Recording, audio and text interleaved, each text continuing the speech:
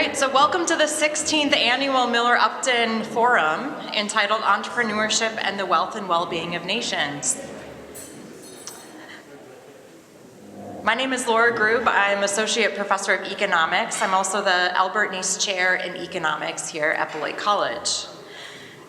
The Upton Forum was designed to advance student understanding of the nature and causes of wealth and well-being.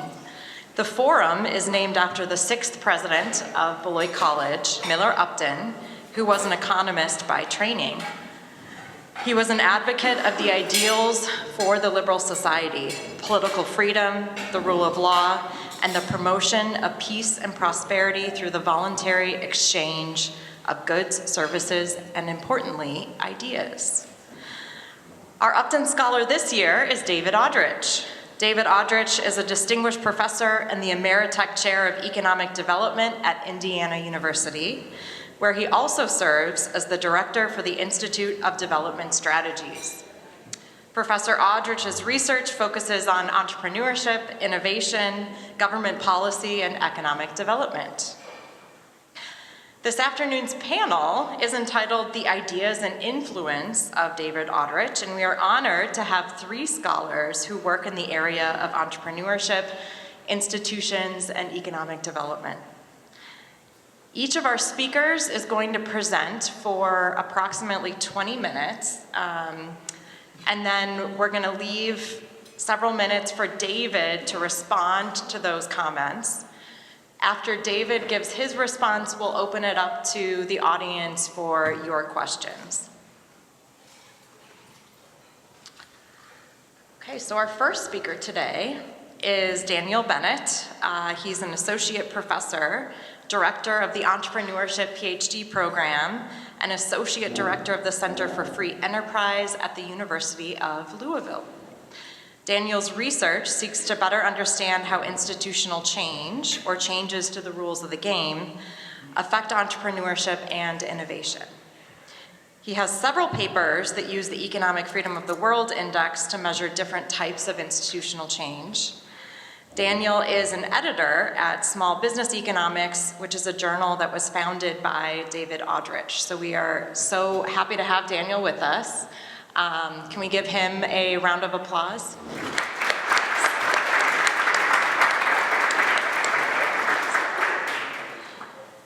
The second speaker that we will hear from is Siri Terjesen. Oh, sure, she says. So Siri is the Associate Dean of Research and External Relations, the Phil Smith Professor of Entrepreneurship, and Executive Director of the Madden Center for Value Creation at the College of Business at Florida Atlantic University. Siri's research covers international entrepreneurship, and in fact, she's contributed to the Global Entrepreneurship Monitor GEM reports, as well as strategic management, where she's written several papers on the impact of women on corporate boards.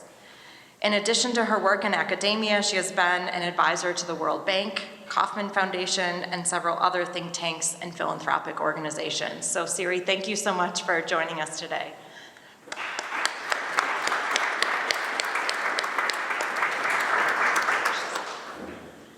Our third speaker is Stefanie Haeffele. Stefanie is a senior fellow with the F.A. Hayek Program for Advanced Study in Philosophy, Politics, and Economics at George Mason University. Stefanie's research has examined post-disaster community recovery, and in fact, Stefanie and I did field research together in New York City following Hurricane Sandy in 2012. In addition to post-disaster recovery, Stefanie has written on the political economy of nonprofit organizations, with a focus on organizations that attempt to provide affordable housing to the poor. In both of these research areas, she has discussed the role of both commercial and social entrepreneurs. So Stefanie, thank you so much for joining us this afternoon.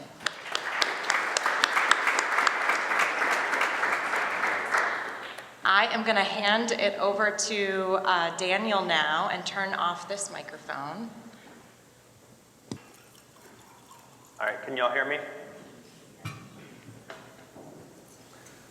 Okay, so thanks for the nice introduction, Laura. Thank you very much for the invitation to come and participate in this event.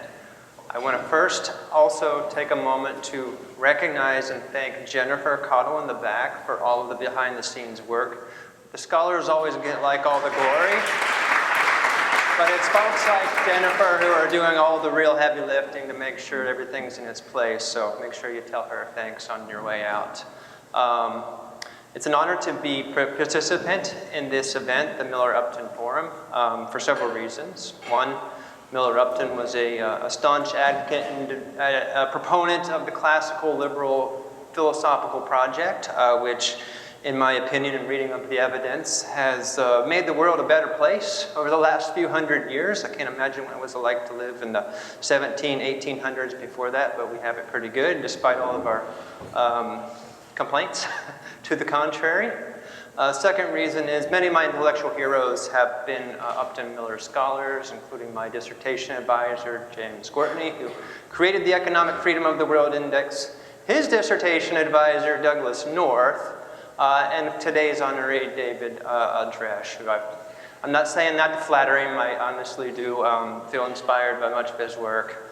Which brings me to the topic of my presentation today. I was given the curious task of trying to come up with a talk and some of my work that recognizes and builds upon David's work. David's an intellectual legend in entrepreneurship, so that didn't sort of narrow things down for me very much, particularly given that all of my projects in some way build or extend on his ideas.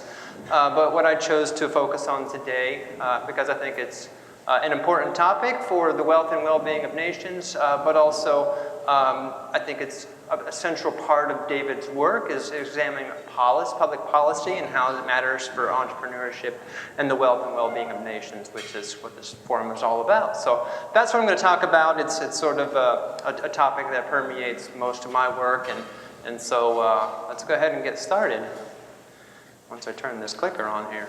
Okay, so I've organized this talk to around a set of research questions, right? So a lot of you are students, a lot of you are in Laura's class, and you're doing projects or papers, right? And hopefully that, during your time here, you've learned the importance of having a research question, right? Because that's where it all starts. All right, so just real quickly, the questions I'm going to try to talk about today are, why is entrepreneurship policy relevant, right? We can't talk about entrepreneurship policy without making the case first that it's actually relevant for policymakers to think about. So I think I can establish that pretty quickly on the next slide. But first, let me go through some of the other questions. Assuming that it is relevant, how can policymakers encourage entrepreneurship? Now, there's no shortage of schemes or ideas of how government can do this. But I think we can sort of generalize that there's two sort of competing ideas on how to do this, which I'll call the bottom-up or the laissez-faire approach, and the top-down intervention approach. And we'll talk a little bit about the theory, the economic theory behind each approach, as well as look at some of the objectives and some of the evidence around those. Next, I'll talk about how does entrepreneurship policy influence the wealth and well-being of nations, which is, of course, relevant for the forum. And then we'll talk about what are sort of the objectives and what does some of the evidence say. And then I'll leave you with some parting remarks. So let's go. That's a lot to cover, so let's go ahead and get started. Okay? So why is entrepreneurship relevant to policy?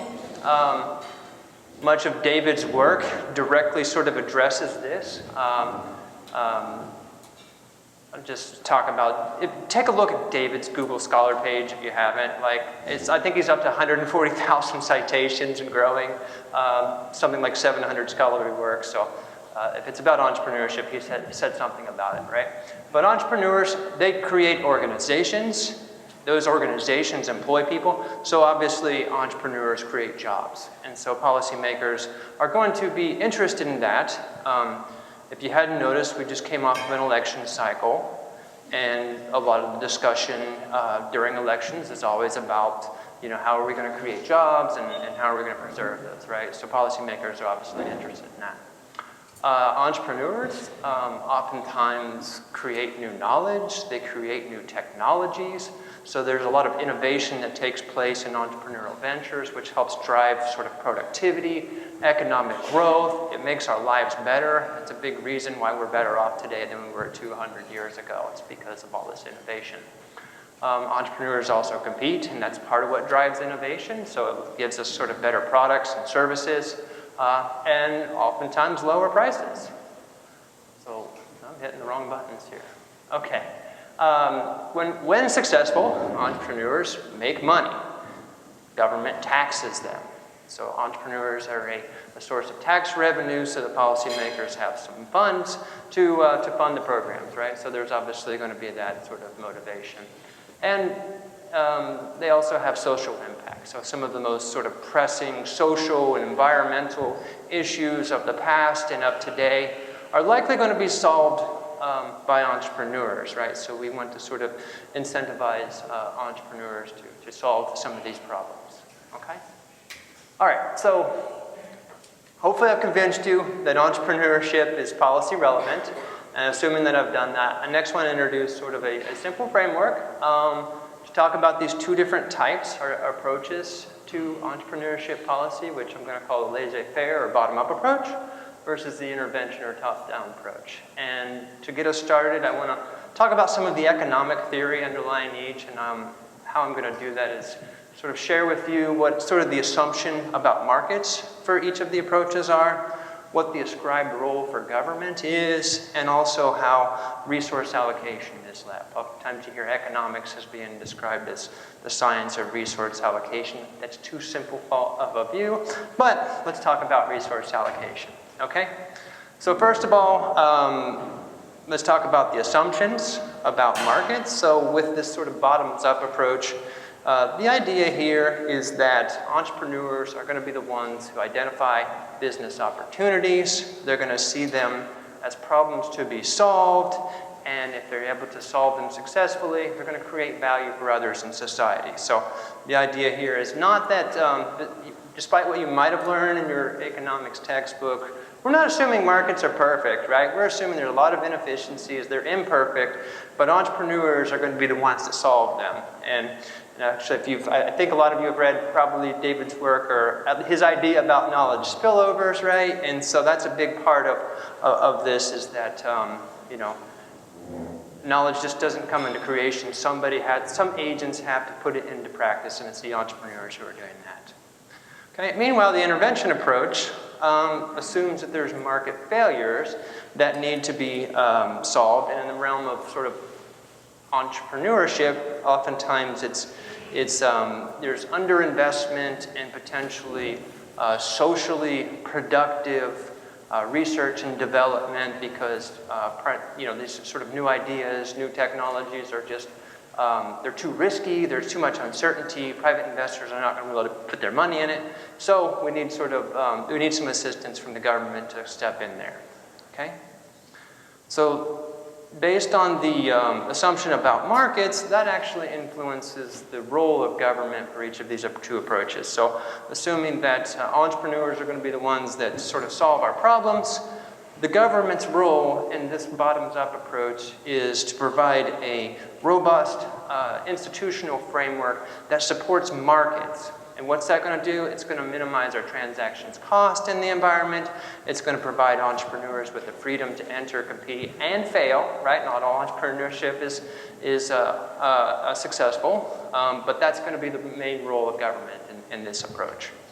Whereas in the intervention approach, we're going to assume markets are failing, and so we're going to need sort of a corrective device. And that corrective device is going to be government policy. So policymakers are going to be able to identify these failures and design corrective policies. All right, and this also leads into sort of how resources get allocated under these two approaches. So with our bottoms-up approach, I'm going to borrow from Adam Smith here. It's the invisible hand, although that's allocating our resources to their highest value use, although we may not know who the specific entrepreneurs are, but those are the hands we're talking about in solving these problems and allocating resources. Meanwhile, the intervention approach is going to assume that we need strategic government investment funneled to entrepreneurs in different sectors, which we think there are failures in the market that potentially can deliver high social returns. Okay? All right, how am I doing on time, Laura? I have 10 minutes. All right, I'm going to gaslight you then. Okay? All right. So we need a framework to think about this, and you know, how sort of our different approaches may influence the wealth of nations. So someone already mentioned Baumol's, or we were talking about this, I guess, earlier at our table. William Baumol's sort of seminal 1990 piece on entrepreneurship, productive, unproductive, destructive entrepreneurship. If you have not read this article, you need to read it. For me, I'm trained as an economist, but this was the gateway drug for me to become an entrepreneurship scholar, which led me to David's work, and et cetera. So Baumol lays out a framework, and what is this paper about? It's really quite simple.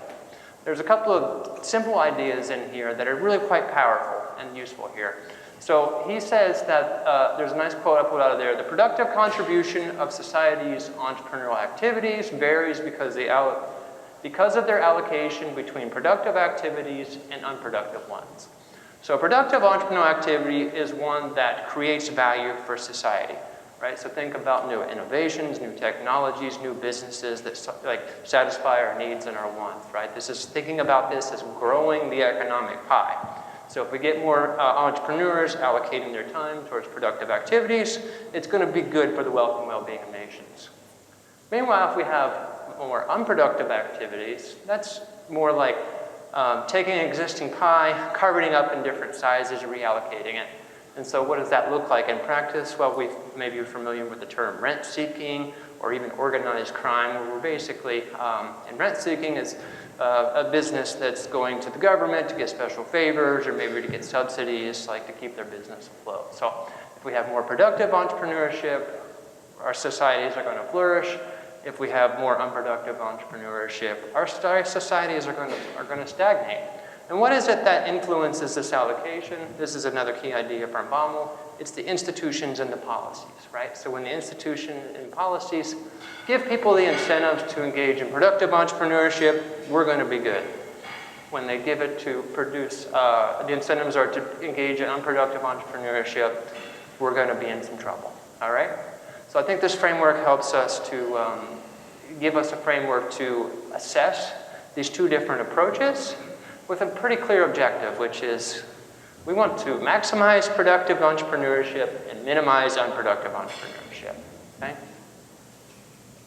All right, so what are the objectives of the bottom-up entrepreneurship policy? It's really, as I mentioned, to provide a sound institutional framework, and one way to think about this is through the economic freedom philosophy. And if you've not seen the Economic Freedom of the World data set, I encourage you to take a look at that. But what is economic freedom? Well, it protects individuals and their property from expropriation, because no entrepreneur is going to engage in long-term investment if they think that someone could come along and jack their stuff. All right, it's also going to provide reliable contract enforcement, because you have to enter into a lot of voluntary exchange with people, and you want to know that you have some recourse in case they screw you over, right? That's going to incentivize you to continue investing, right? We want entrepreneurs to allocate the resources. We don't want the government to do that.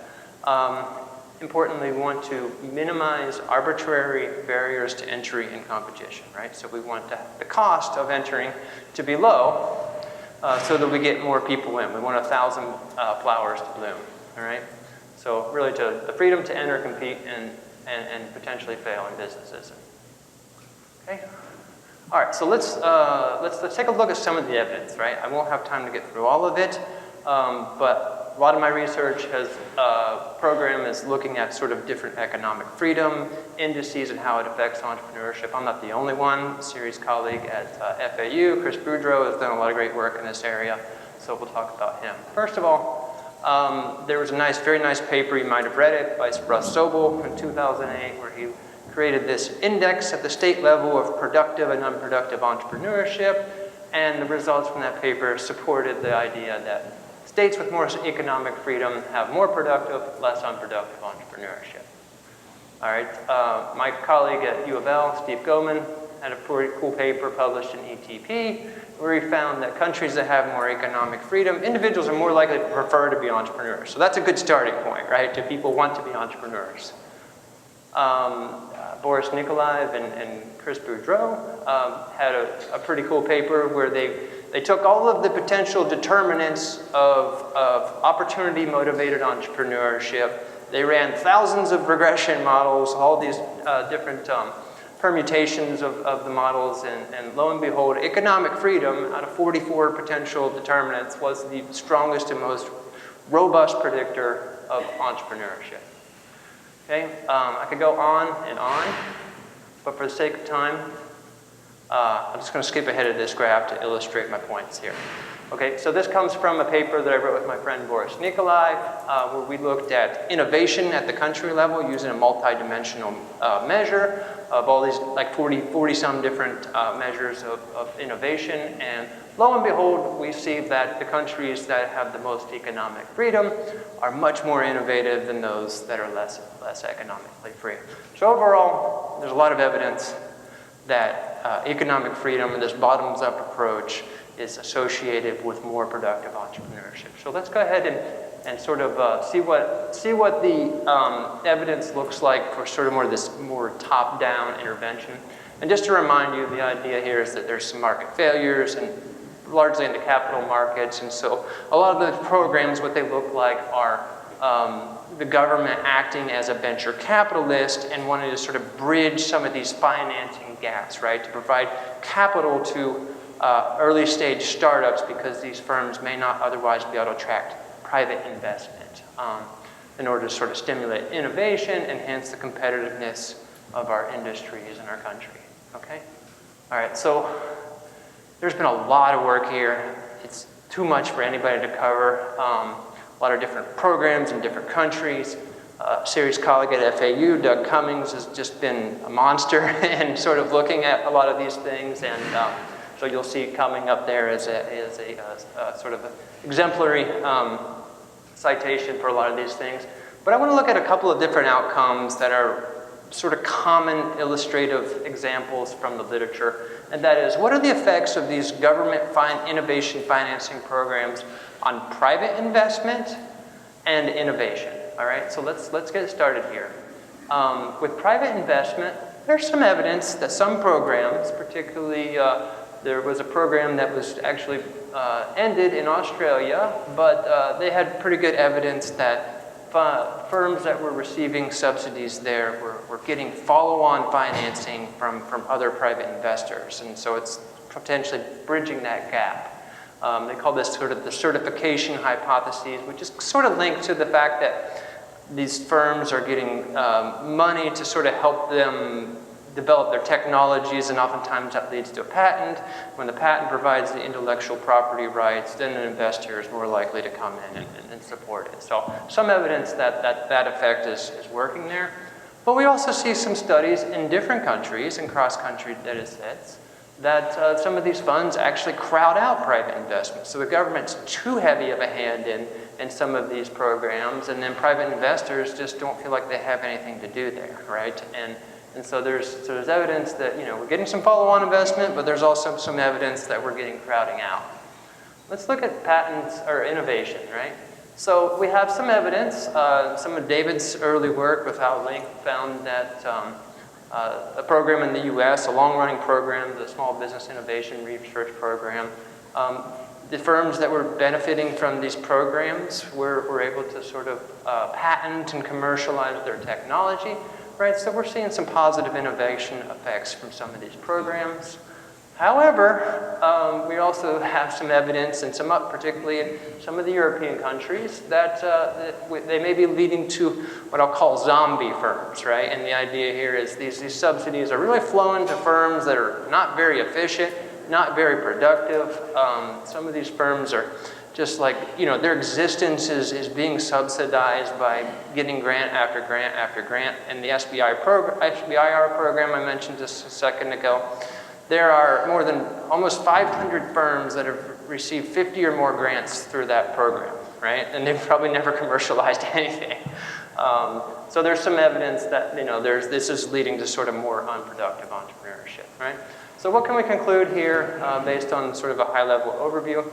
That this intervention approach is, leading to some productive entrepreneurship, but it's also leading to some unproductive entrepreneurship, so we're getting some rent seeking through these programs, and also in the terms of crowding out, maybe reducing some of the productive entrepreneurship that we otherwise would have had.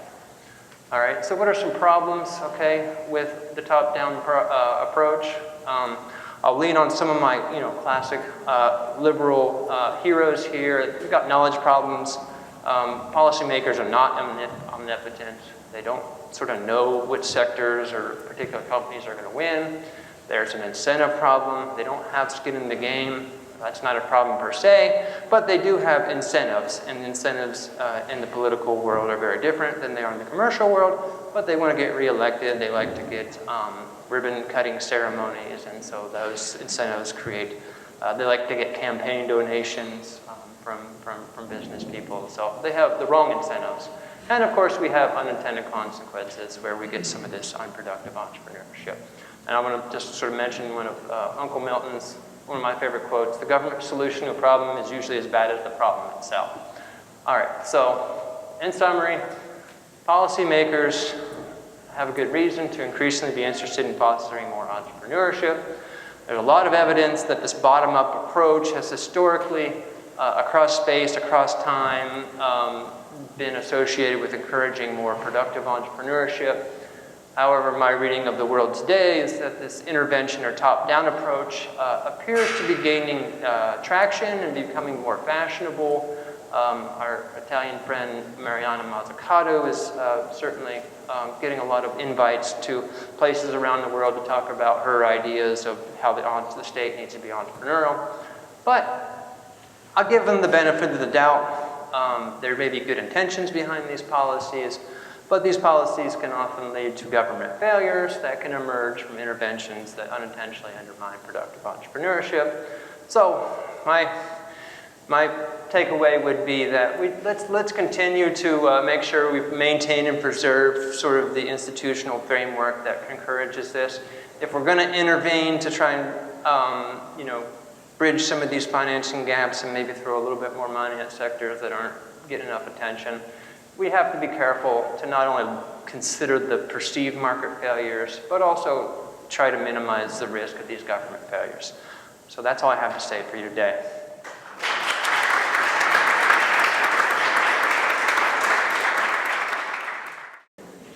Right. How's that? Is this good volume? All right. Thank you so much, Laura, Jennifer, Brian, Jerry, Nancy, Susan, Larry, everyone, Zip, for welcoming me to Beloit. I grew up in Akron, Ohio, another great little small town, and I'd heard so much about Beloit, and it's just as Daniel and we've been talking about at the table, it's been amazing to be here. Since you have your phones open from meeting Daniel, you can look me up on LinkedIn because I didn't put my QR code, but I look forward to staying in touch with all of you. Do you find me on there? Siri, like your iPhone.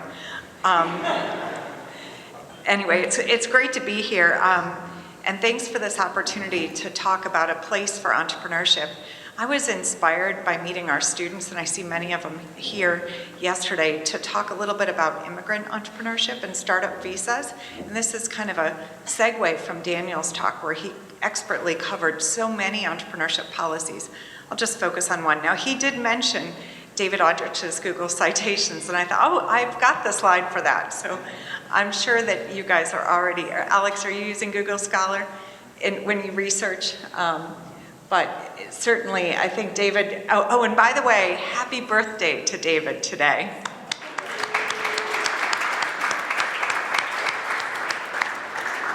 For your 70th birthday, you will reach 140,000 citations by the end of this week.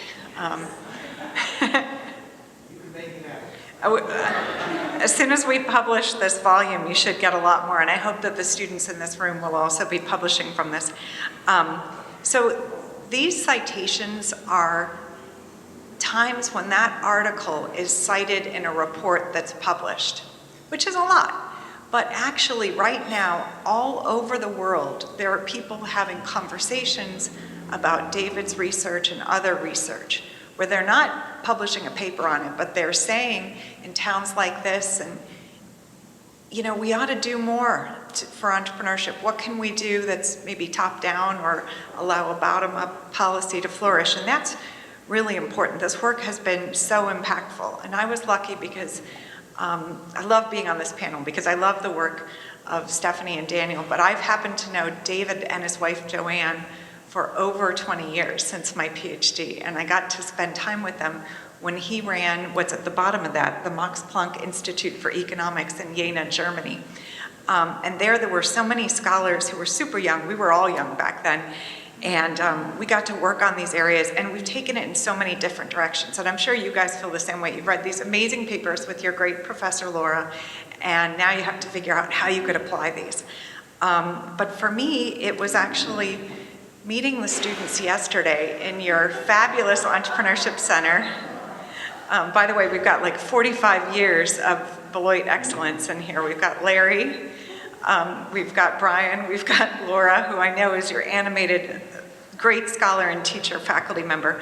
And I see some of you in this room. I got to meet Haeffele and Toka and Alex.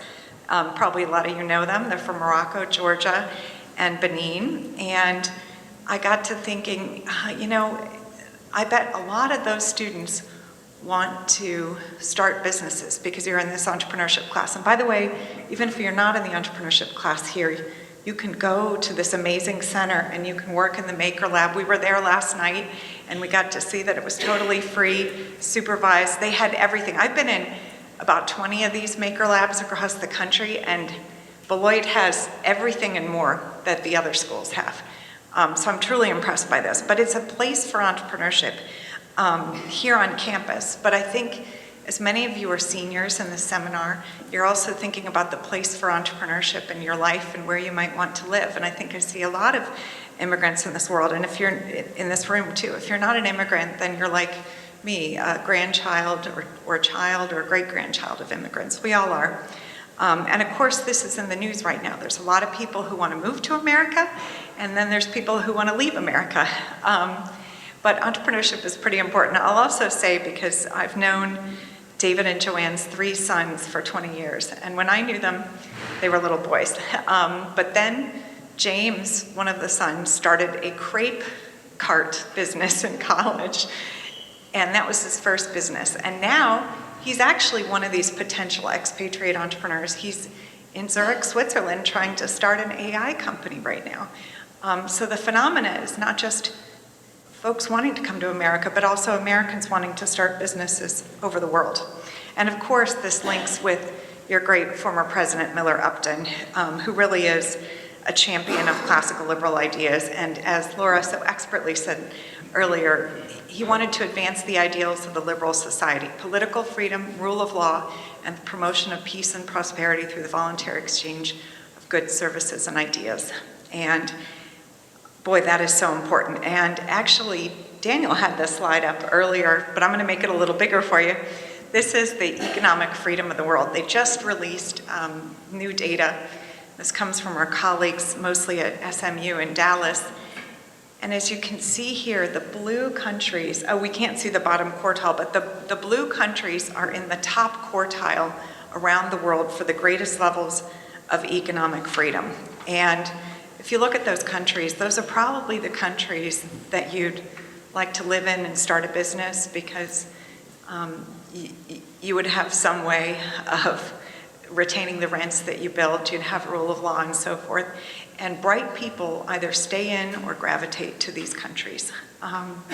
So today I want to inspire you and talk to you a little bit about immigrant entrepreneurs around the world and then the startup visas. Did you realize in the US that of the unicorn companies, those are privately held startups that are worth over $1 billion, 55% of them were founded or co-founded by an immigrant entrepreneur? I think you'd, of course, know Elon Musk because he started a few of these. OpenAI, SpaceX, Irish brothers Scott and John Collison co-founded Stripe, which is now worth $70 billion. The singer Rihanna immigrated from Barbados and founded a fashion and lingerie company, that's Savage, that's now valued at $1 billion. Born in China, there's a young woman named Siri who earned her PhD in electrical engineering from Purdue.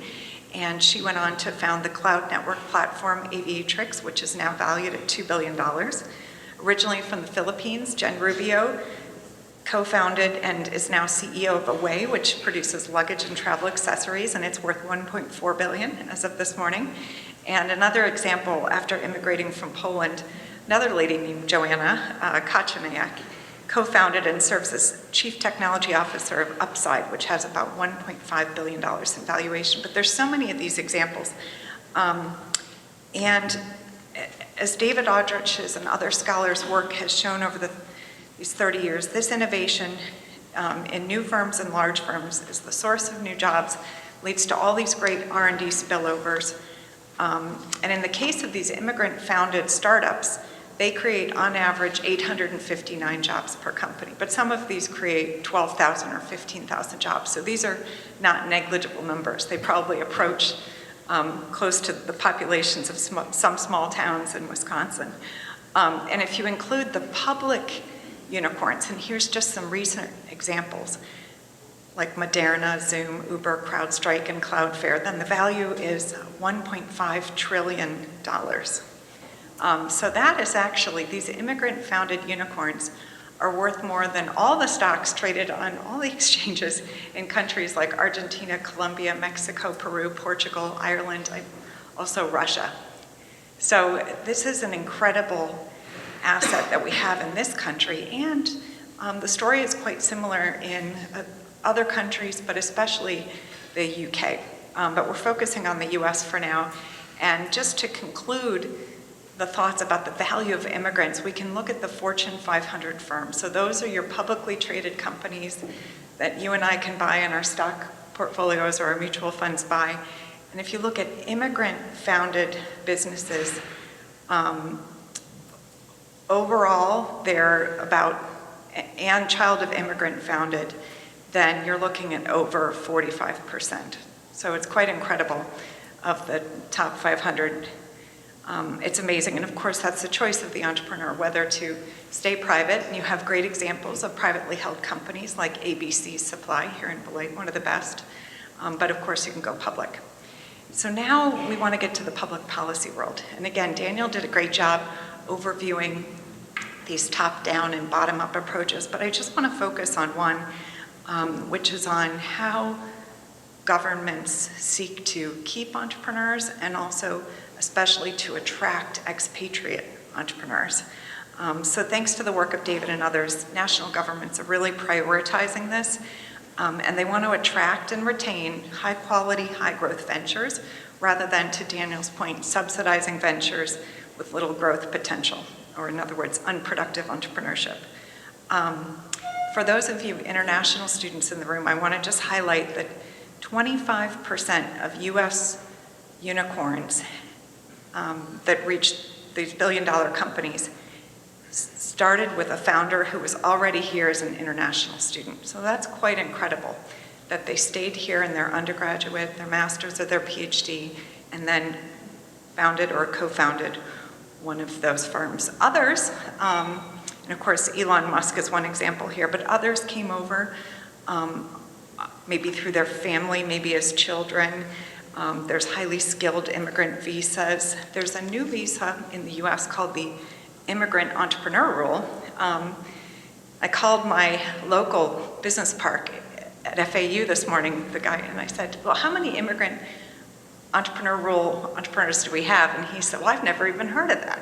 And that was interesting, but it's actually true because there have only been 94 applications in a couple of years, and only 26 of those have been approved. But there's plenty of other routes in the US. We don't have a clear startup visa, but for centuries, immigrants have successfully started businesses in the US. By contrast, there are several countries around the world that do have visas to attract, and this policy and person I'll call is an expatriate entrepreneur. That's somebody who engages in cross-border migration to exploit a business opportunity in an entrepreneurial ecosystem that's ideal for the venture, and whose expatriation decision is not affected by the desire to obtain residency in another country, but it's opportunity-driven. And actually, this links to Daniel's point about opportunity, entrepreneurship, and economic freedom. And that's very distinct from other types of entrepreneurship that you may have heard about in classes. For example, there are transnational entrepreneurs who keep their business operations in 2 countries at the same time. There's ethnic entrepreneurs who tend to just focus on their particular ethnic group in a country. There are other types of entrepreneurs. There's returnee entrepreneurs as well who go back to their original country. We often call them sea turtles in China. But what I want to talk about just briefly, and having done research on this topic for 10 years and wanting to look at it, especially now with a new president on the horizon and certainly new policies, there are basically 3 types of startup visa programs that exist around the world. And they can be classified according to the degree of commitment required by the host country, so how much entrepreneurial capital or residency, and also by the resources that are provided to these entrepreneurs in terms of financial capital or just social networks. The self-employment startup visas are given to expatriate entrepreneurs regardless of the industry of their proposed business.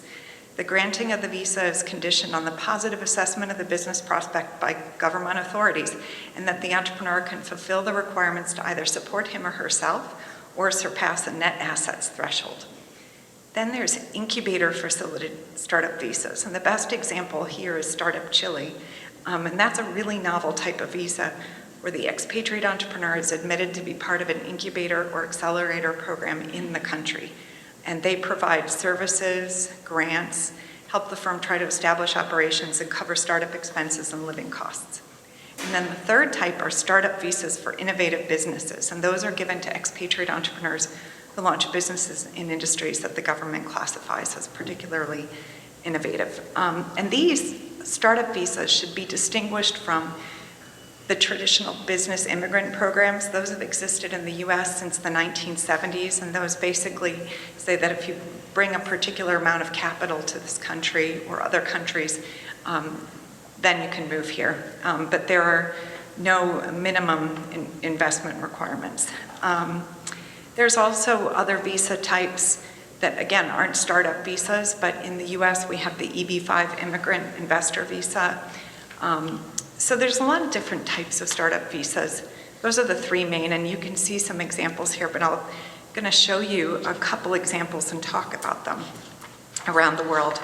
And now these programs have, in general, existed for over a decade. So we can now really look at the success. So when I first started doing this research, it was when they first came up, and there was a lot of excitement, and actually there were more on the list. But, for example, the French tech ticket and most of the visas are uncapped. So there's no number of total entrepreneurs that can be accepted. That's only the case in Denmark, Canada, and also Australia. And the residency is temporary up to a set amount of time. It's usually 1 to 4 years. It's usually renewable. And for the most part, backing is required more often than not. So these are some examples of different startup visas that have existed. Those are the big 6, but then there's also these 5 visas. And probably the one that you've heard of, again, if you've studied this, is Startup Chile, which has had over 5,000 entrepreneurs starting 3,000 different companies from 88 different countries, and has been funded for more than a decade now. So now, just to conclude, I want to share some of the findings from our research looking at these. What we've seen is that countries with a long path-dependent process of supporting entrepreneurship and economic freedom, such as fewer days to start a business, fewer procedures, smaller percent income to start a business, are far more likely to offer startup visas, and also other types of visas that would allow potential entrepreneurs to emigrate or to stay. And those countries that lack really attractive entrepreneurial ecosystems will lower the requirements for financial and human capital and offer especially incubator programs to attract expatriate entrepreneurs. and they'll make particular efforts to try to link those businesses to the economy in hopes that the entrepreneurs that they bring in actually raise all boats in the economy. Countries with a surplus of expatriate entrepreneurs have far more due diligence and greater restrictions on admitting expatriate entrepreneurs. And then finally, to Daniel's point in the earlier presentation, the long-term success rates are mixed. So when we started this research, there were other incubators like Launchpad Denmark and Nuco Finland, and those have gone out of business because they were not particularly successful in attracting firms and also retaining them. So I think this is a really exciting area of research, and I hope it's interesting for you, and I welcome your questions and the panel later.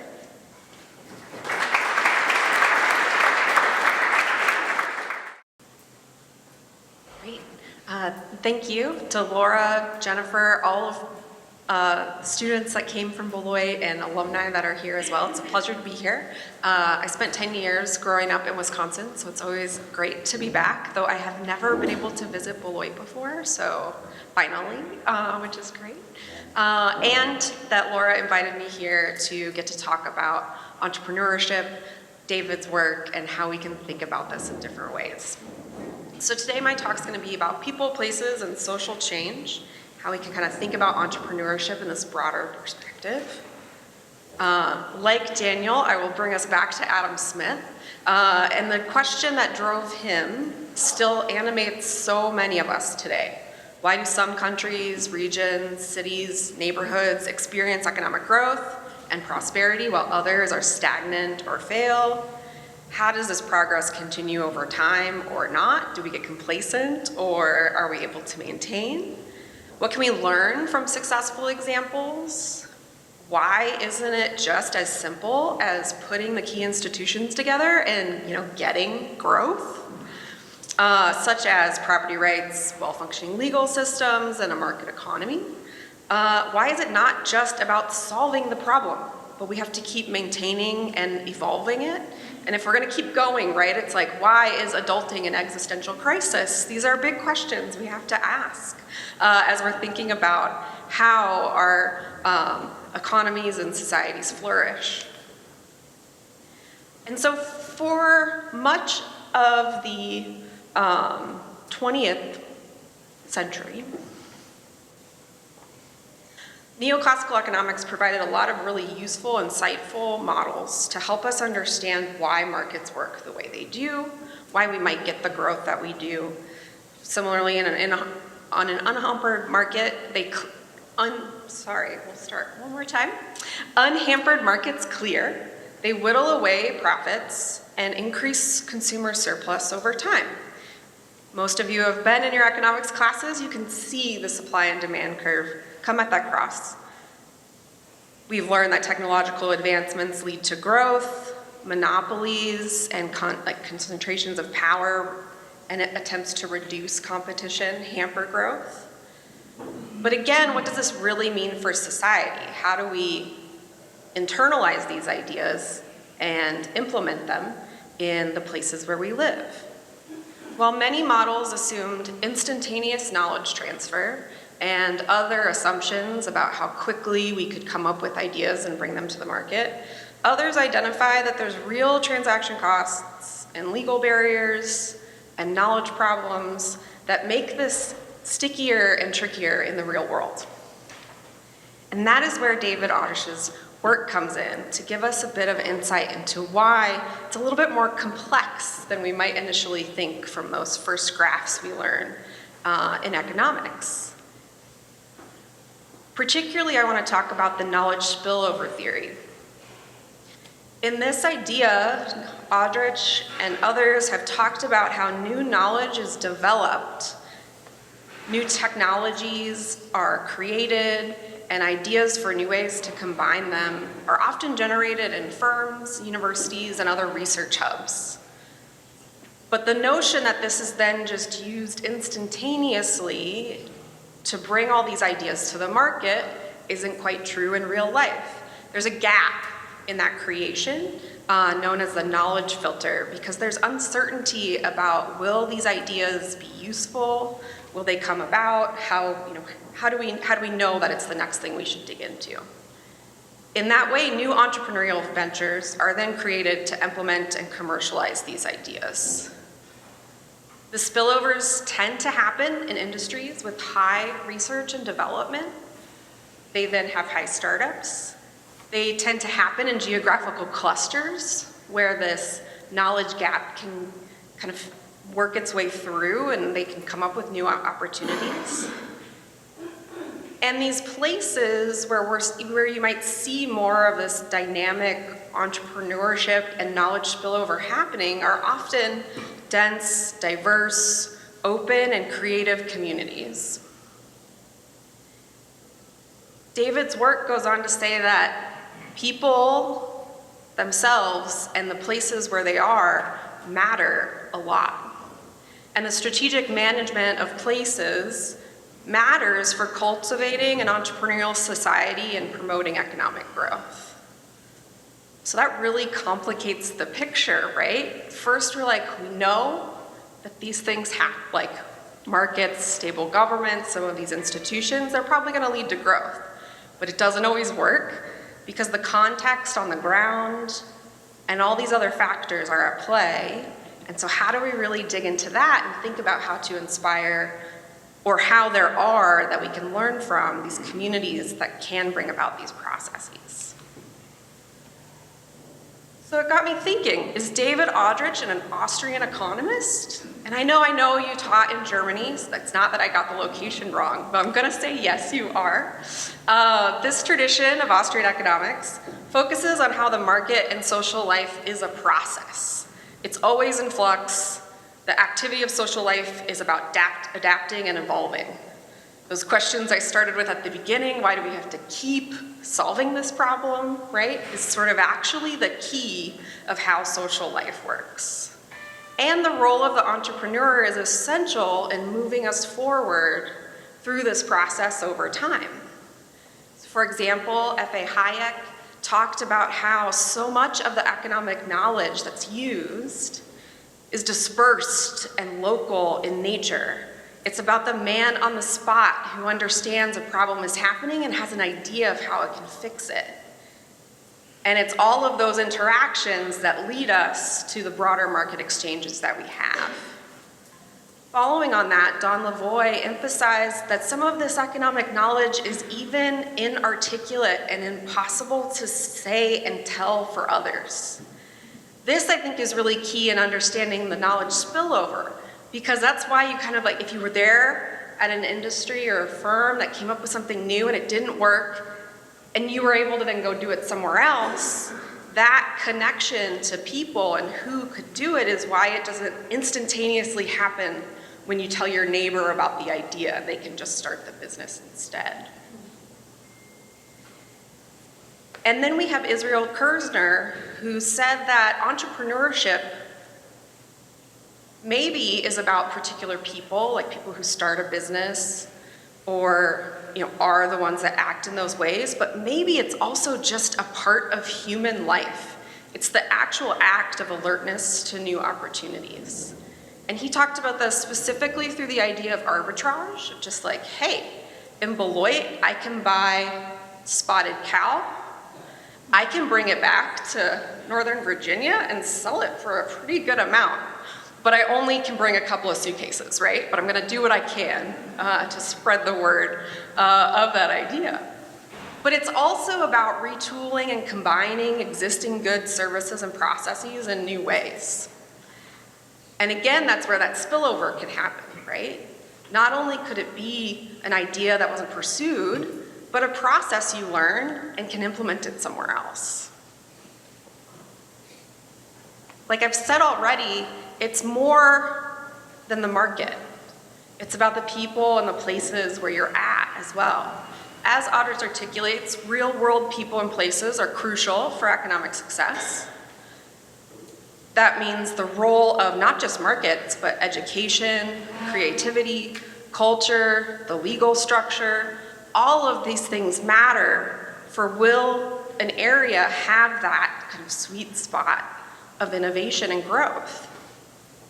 My colleague, Erwin Decker, has a great example of this and kind of leans us more into the Austrian tradition as well, where he did a dive into what it was like to be in the intellectual community in Vienna in the interwar period, where you had circles of academics and others that would talk about these ideas across disciplines and the ideas that came from them.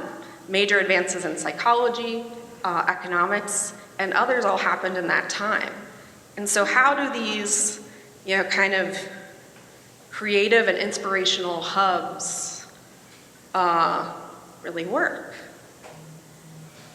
And so then that got me thinking that an important extension of David's work is to study the role of social entrepreneurship in shaping these places, just as much as these places shape commercial entrepreneurship for what we might do. So why broaden entrepreneurship? We already have so many definitions, right? Is it active alertness? Is it the actual person who's self-employed or as a startup? But I think there's a couple of good reasons for this. First, people are complex, multifaceted people. They're pursuing multiple goals all at the same time, normally from a couple of different routes. You're the same person that goes into the grocery store and the voting booth, right?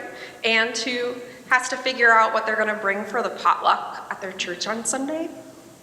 And so how do we really think about breaking people down into just these entrepreneurial actions in commerce?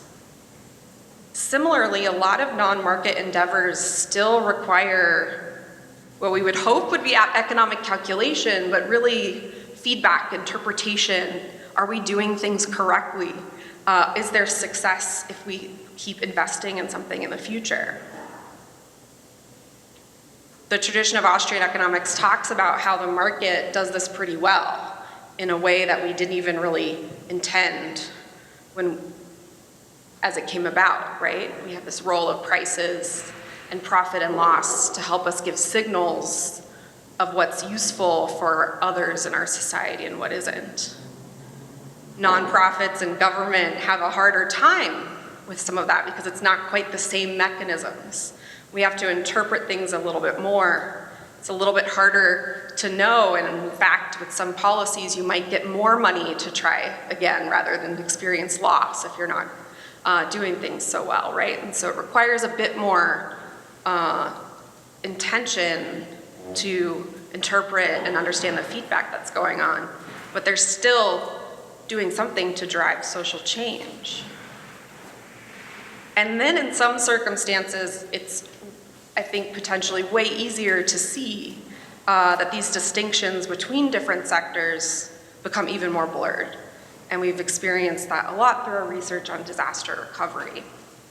Immediately after a disaster, you might have communication issues, and you can't take the mediums of exchange you might when you're selling goods and services. And so, the way that we typically think about working in a market won't function the same way. Similarly, people might, start changing the roles that they're playing. We might have to start feeding people that we wouldn't have otherwise, or, help with social activities, and pivot in what we're doing as we immediately respond, deal with the disaster, and as we think about what's next as we recover. So our research has found that the social entrepreneurship in the times of crises has been really important in that fact. And that, before we start for this, to even go a little bit further, to say that it can be quite hard during a disaster, and I venture to say everyday life as well, to kind of know what venture is going to be commercial or social. Yesterday we spent some time at a bagel shop and a grocery store that was a bookstore, and had all these other delightful things in them, and they were filled with people talking and communing with one another. People that maybe didn't go in there to do that day, but then had conversations. And so these commercial endeavors have a big, strong social element and serve as a place where they can gather and can continue. Similarly, someone might start out with an idea that's they help their neighbors out and then realize that it might be a commercial endeavor that they can expand and grow. And so depending on how we think about categorizing these things, we might miss opportunities if we don't look at it in a broader spectrum. And so how do social entrepreneurs do this after a crisis? How do they step up? What's their activity look like? How is it that they potentially help with economic growth? First is to think about how knowledge spillover works after a disaster. This can happen through the fact that you have to pivot and use kind of different resources and expertise that you would in normal life once a disaster takes place. Several places that we've done interviews have seen that all of a sudden you might be able to use the marketing or fundraising skills or the fact that you're a certified accountant or lawyer to help your community figure out what's next after a disaster. Similarly, neighborhoods and cities have been able to collaborate with universities, researchers, and nonprofits, learning about what happened in other places, but also giving them some on-the-ground experience to think about what they're going to do next. They also are able to provide and move forward with knowledge about the meaning and importance of the place where the disaster hit. Network hubs and social spaces become really important for recovery. Social entrepreneurs are able to connect potential donors or businesses that are looking to figure out what might be the needs of the community afterwards. There's also these spaces where these networks and spaces that develop and how social entrepreneurs are working to connect people will help them figure out how to navigate the policy space after a disaster. How do you actually go about getting FEMA funding? And how do you appeal when they inevitably deny it first? And then how do you go through those next few processes as you go along? All of those things require local entrepreneurs on the ground who can be able to potentially help and connect and provide those ways for people. Our research has covered New Orleans after Hurricane Katrina, New York after Hurricane Sandy. We've looked at Puerto Rico after Hurricane Maria, and now we are seeing right now what's happening in Asheville, North Carolina. In every place that we've looked at, we see the role of not just commercial entrepreneurs, but social entrepreneurs filling those gaps. In New York, in the Rockaway Peninsula, in the Orthodox Jewish community there, they were able to quickly come together and raise a lot of money privately to help their community recover. They did this because of the expertise and processes that they already had in place that they could shift and move, recombine to be focused on disaster recovery. They had a bank account that they had started for the community years before during the financial crisis so that it could help some of their neighbors if they were about to go underwater or they had lost their job. You could provide some money internally from the neighborhood to help them stay afloat as they went by. Because that bank account was there, and because there were some accountants and lawyers in the community and some other people like that, they were able to start it up and now take donations from outside the small community that they have on the peninsula from other Orthodox Jewish communities outside across the United States. They were then able to utilize rabbis and other mechanisms to get the word out, set up applications, screen to make sure people getting the money needed what they needed, and were able to give out money quicker than FEMA or the Red Cross or other places were able to do. And that also freed up resources from government to go to other places. They were able to say, you don't have to come here, you can go next door.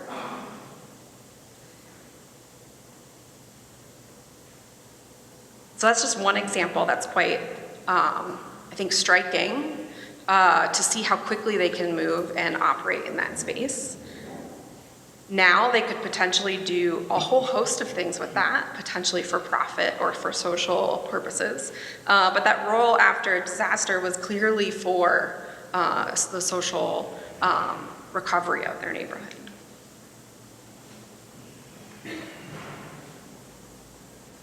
And so I'd like to say that focusing on social entrepreneurship really highlights something that is in David's work, but I think could potentially be even more emphasized, is that the strategic management of places really requires the people of those places. As Eleanor Ostrom argued, people can and do participate in their own social lives, including shaping governance in their communities. So sometimes we forget, as academics who are studying or policymakers, that actually the people we're thinking about helping can make decisions and have capabilities as well. And so if we're really grounded in this notion of place, the importance of people, and the importance of entrepreneurship across all these spaces, policy then needs to do that too. And so I'll real quick, because I've run out of time, highlight this slide for kind of how we've thought about, and some other scholars have thought about how policy might do this too. And this harkens back to some of the discussion that Daniel and Siri said as well. So how do we really think about policy that can cultivate those spaces rather than picking winners and losers in the commercial or entrepreneurial space, and rather than potentially stabilizing some of the important dynamic factors of entrepreneurship in a way that then can lead to complacency. And so in many ways that means eliminating barriers to competition. If you're going to support research and development, maybe do it in a more general way than a super specific one. I think that's some of Daniel's presentation as well. So say, for example, we're interested in promoting alternative energy resources. It's very different to support that than to say specifically in wind, in ethanol, in solar. And how do we really think about not only that, but how policies at different levels can and maybe be driven by some of the people who are acting in them too. So with that, I will finish for today, and I look forward to the discussion.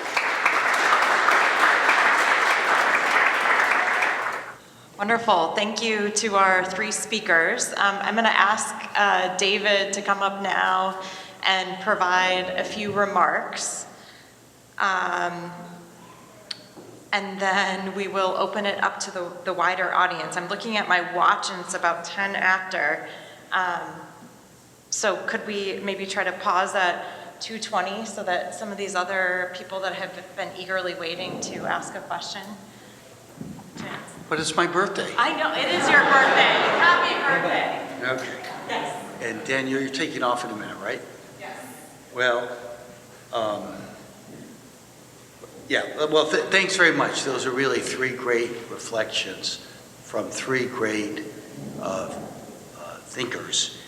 And, you remind me when I was in your seats, the students. I got to college, liberal arts college, Drew University, 1972.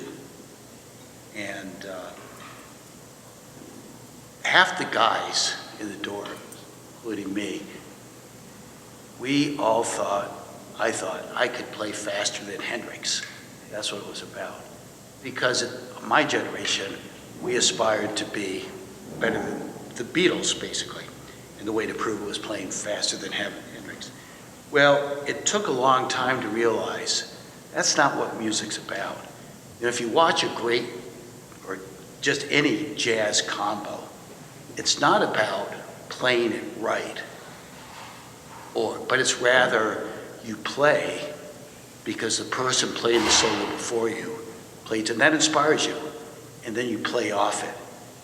And then the next person to play a solo, maybe they're on the sax and you play the piano, they play something different, inspired what you did. And you know, when I was young, I thought, oh, yeah, it's ideas. I can maybe not have ideas better than Hendrix, but ideas, you know, better than Schumpeter or something. No. It's like jazz, actually. And the thing about ideas is, you know, you're only as good as what you inspire. And I have to say, on my birthday, I feel real good. So thanks. Yeah, Daniel. You know, Daniel, you remind me of, I was in Washington the other day, and there was a little meeting. People are real concerned because we're now into the, I guess they call it the fourth industrial era, right? Everybody knows the first one was about the steam engine and so on. And the second one came with mass production, started around 1850 or so, someplace in the mid-'80s, and then kind of went, they dated to about 1969. So that's what I remember that was the era of the great era. That's what made the Midwest great. It was the factory. It was all about size and scale. And that gave way then to what they call the computational era, which includes, you know, the mainframe and the personal computer and the smartphone and the internet, until some point about 2014 or something like that. And now we have the, I guess, the fourth industrial era, which we know is all about AI, machine learning, and you know, well, yeah, it was interesting. I suppose they invited me because I'd actually experienced 3 of those industrial eras. And you know, if I was just a little older, maybe I would have experienced all 4, right? But the concern was that all the other guys, all the other countries, they all had plans. I mean, China has a big plan how to, you know, dominate in the fourth industrial era with AI and machine learning and electric vehicles and the rest of it. Europe, Germany, has its, I forget, is it 2030 plan, 2040 plan? They've got a plan. And basically they sat around and said, so guys, what's the plan? We don't have a plan. And somebody points out, well, you know, let's look back to the last one. We didn't do so bad in that third, I mean, because in the end, a lot of those companies that Siri put up are companies from this third industrial era, I mean, the late part of it, right? And when you look at actually, where did the great innovations, the great technology, the great, you know, I'll say growth, prosperity, generated from the computer, the smartphone, the internet, all this stuff, where did it actually take place in this country? Now, the other countries, Japan had its famous MITI, people my age in economics knew that. That was all about planning, having very large projects for trying to dominate in innovation in computers, and software, biology. Europe had the same thing. And the US had no plan really at all. And yet when you look at where did the success come from, and that's what gives credibility to what Daniel was really showing, that, you know, sometimes a bottom-up approach gets you to where you want to go better than a top-down approach. But, you know, I have to say, Daniel, you remind me of David Birch. And Daniel knows, I don't know if some of the others, not the students probably here, they understand David Birch, oh, he was maybe not the father of our field of entrepreneurship, but in a way, I mean, I never heard that word when I was in this state back 76 to 80 up the road in Madison, studying economics, the area of economics that dealt with industry and firms. Never heard about entrepreneurship, never heard about small business, startups. We heard a little bit about innovation, just a little bit. That's not what it was about. And it was this guy, David Birch. He burst on the scene. He was barely a researcher, right? But about that time, the country had a big problem, which was not the same problem we have now. There's always a problem. That's what you learn when you get to be my age. But the problems evolved. Back then it was jobs. I mean, there just were not enough jobs. It was probably related because we were transitioning from the second industrial era to the third one. And you know, even those of us who are older, remember when we transitioned from adolescence to puberty, and there were some growing pains, that's for sure. And this country, like most countries, had growing pains, right? And so we needed jobs, and we kept looking to the same, you know, the usual suspects for jobs.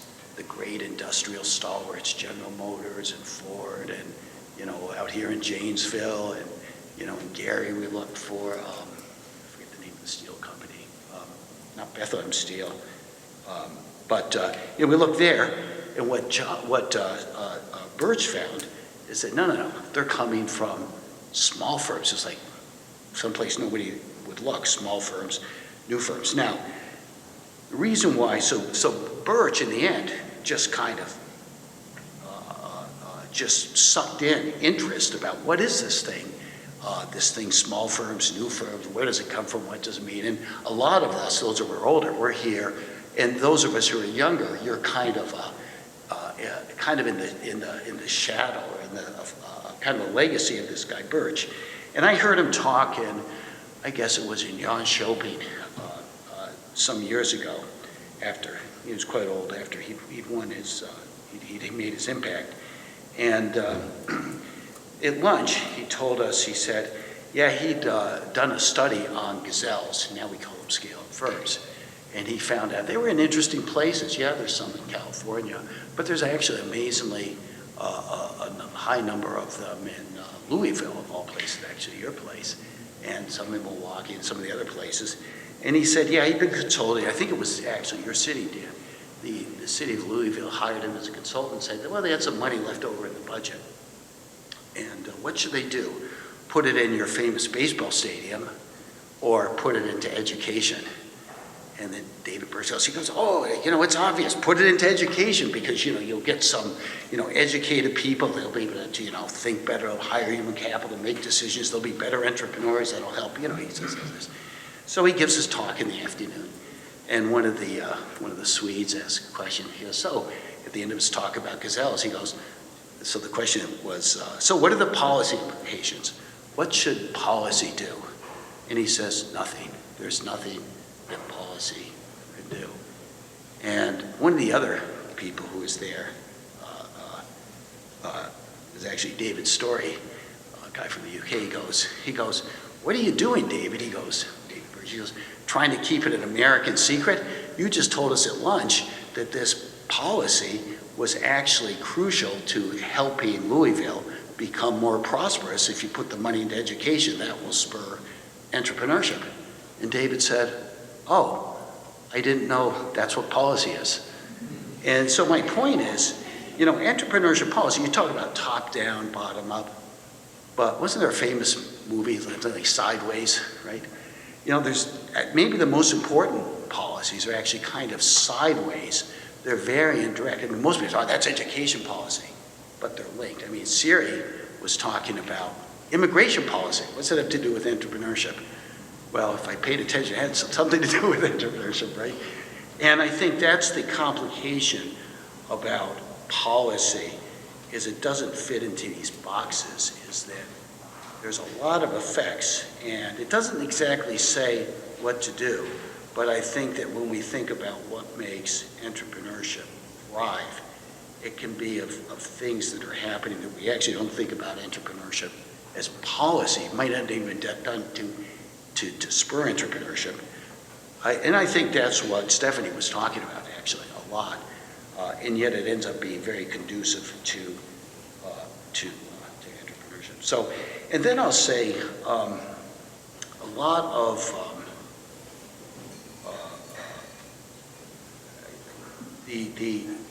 Daniel talks about I'd say that the role of markets, which are clearly important. Is that just for Daniel, right? For everybody? For all? Okay. You told me this.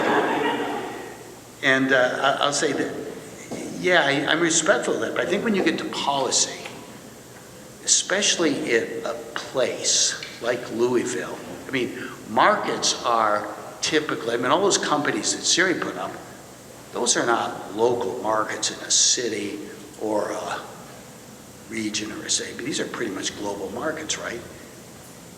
And so most policies, especially in places, whether it's a town like Beloit or a county like, now I'm showing off Rock, a state like Wisconsin, I don't know, Illinois, they're not markets. They're a place.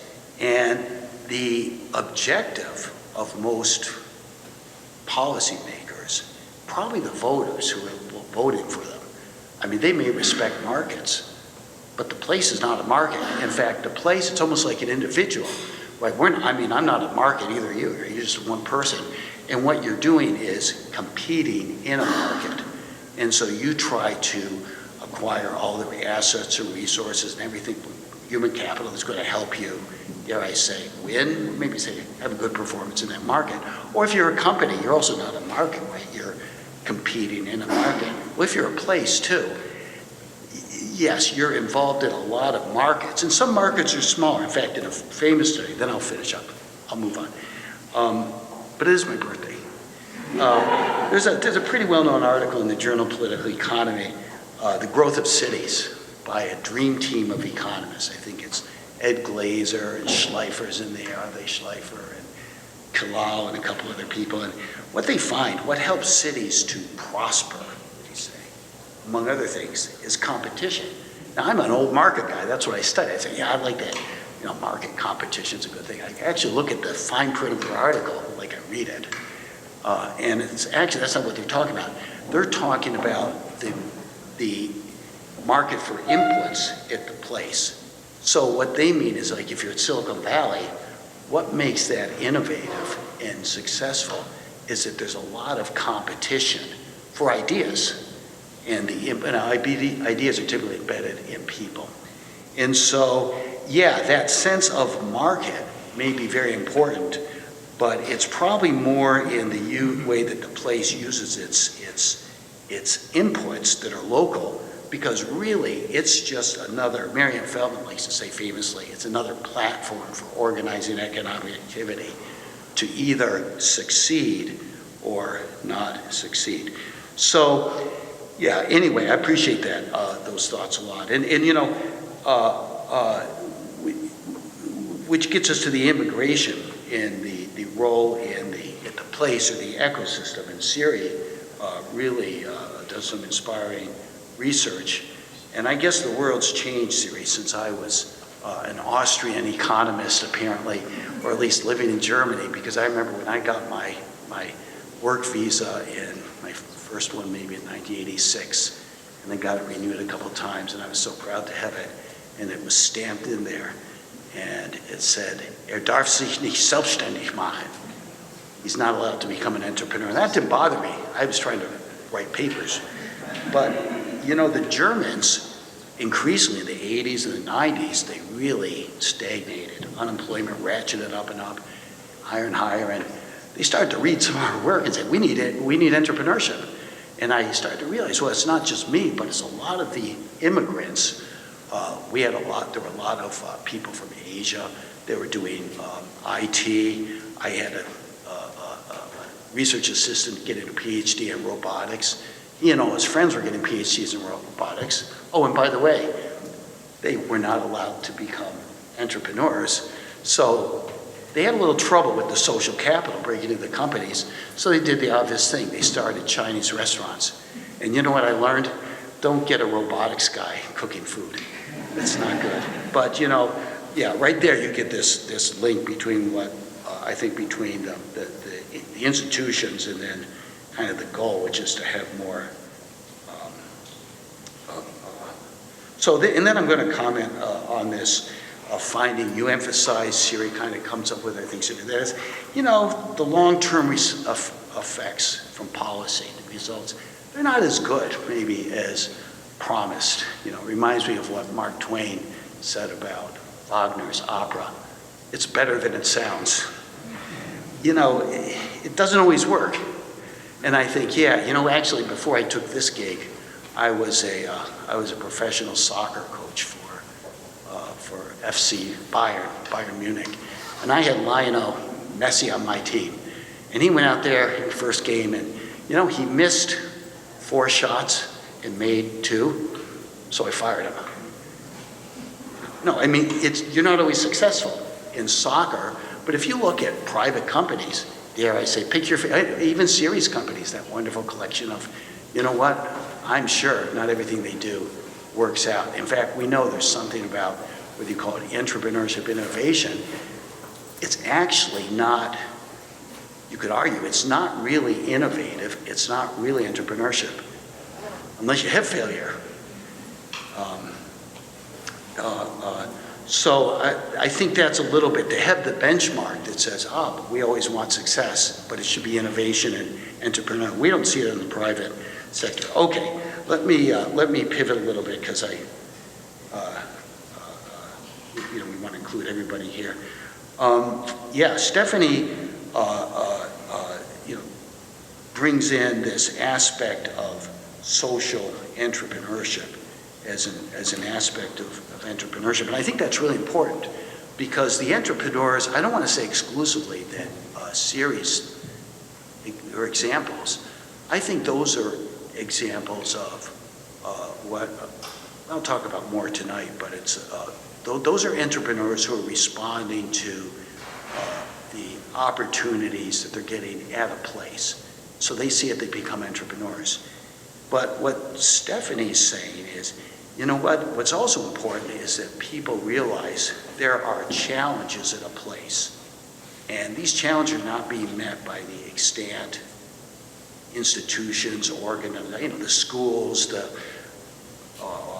whatever the organizations are, the companies, what's there, there's still problems. And they respond to try to solve those problems. Since nobody's going to do it, they do it themselves. They become entrepreneurs. Maybe not because they want to be an entrepreneur, but they want to solve a problem and they don't see anybody else doing it. It's kind of which comes first. And I would say, she said it much better, but that kind of characterizes, these are entrepreneurs for a place, that is, they're responding to the place. And you're right, this is really important. And it shows, and then you kind of say, it leads you to the conclusion, and I appreciate that, looking at the strategic management of place framework, which, read the book. Maybe it's better than it sounds. It's like cooking, right? Ingredients matter when you're cooking something. So does a recipe. But I've cooked enough, or rather I've watched Joanne cook enough, and you know what? The person cooking, not just her skill, but her enthusiasm, what she brings to it. I've seen her cook stuff that doesn't actually taste good, and people still like it. It's that human factor. People matter. Now, what you missed the other day was Oakley Ryan, and she reached the same conclusion looking at Janesville, but using the same framework. She said, the ingredients matter, what you do with them, the recipe, that matters, but in the end, people really matter a lot. And I think you're both right. I think that more and more, I think what we're seeing, there's something about people. Well, it then goes back to, how does that fit into kind of a market-driven economy? And it's that, people are the ones who create the spirit of a place. They inspire other people to move, stay at a place. But I think you're right to say people are the key to that. Well, let me conclude and make Laura's life easier by reflecting on what a great thinker, 250 years ago, Johann Wolfgang von Goethe, thought about. And he reflected, he said, the greatest thing that a parent can give their child are roots, so they know where they come from. Those of us who are parents, that sounds right, doesn't it? And he says, the second greatest thing is wings to escape the roots. Well, I can see that the three of you and your remarks and insights, you've all been exposed to great roots, but even better, you've got the wings to move past them. Anyway, thanks very much.